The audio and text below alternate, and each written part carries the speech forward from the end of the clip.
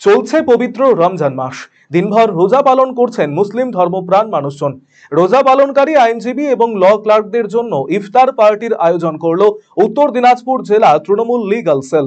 বৃহস্পতিবার রায়গঞ্জ জেলা আদালত প্রাঙ্গণে রোজা পালনকারী বেশ কিছু আইনজীবী, ল ক্লার্ক এবং সাধারণ মানুষদের হাতে ইফতারের সামগ্রী তুলে দেওয়া হয়।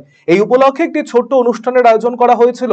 এই কর্মসূচিতে উপস্থিত ছিলেন উত্তর দিনাজপুর জেলা তৃণমূল লিগ্যাল সেলের চেয়ারম্যান স্বরূপ বিশ্বাস সহ অন্যান্য সদস্যরা।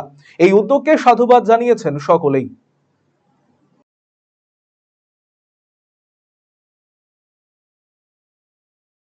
আজকে আমরা রায়গঞ্জ আদালত প্রাঙ্গণে আমাদের যারা রোজা রেখেছেন তাদের জন্য আমরা একটা ছোটোখাটো অনুষ্ঠানের আয়োজন করেছি। কি তুলে দেওয়া হচ্ছে তাদের হাতে? ওনাদেরকে আমরা কিছুটা মিষ্টি মুখ করাচ্ছি ইফতারের উপরে মোটামুটি 100-র উপরে।